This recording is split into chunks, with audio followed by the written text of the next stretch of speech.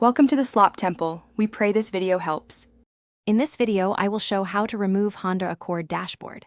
Start by disconnecting the battery and laying out tools within reach, then remove lower kick panels, glove box, and center trim carefully using a trim tool to avoid scratching. Keep fasteners grouped and note connector locations, and take photos as you go.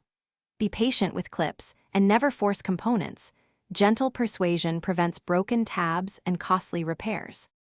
Begin by removing trim around the instrument cluster and center stack, then unscrew visible bolts holding the dash to the frame.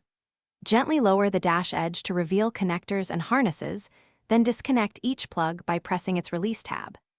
Use a helper to support the weight as you remove mounting bolts, and slowly lift the dash free from the vehicle, watching for hidden clips and remaining wiring to avoid damage during extraction.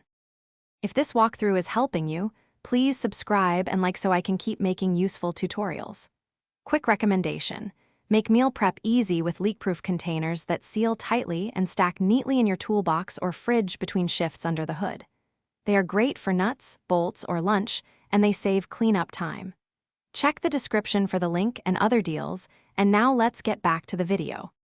Expect some clips or tabs to resist and possibly break, so have spare clips and epoxy ready for repairs. If bolts resist, apply penetrating oil and weight rather than forcing the tool, which risks stripping heads. Always handle airbag connectors with care, confirming the battery has been disconnected and giving the system time to discharge. Taking these precautions reduces surprises and keeps both you and the vehicle safe during the process. Thanks for watching. Consider subscribing if we helped you.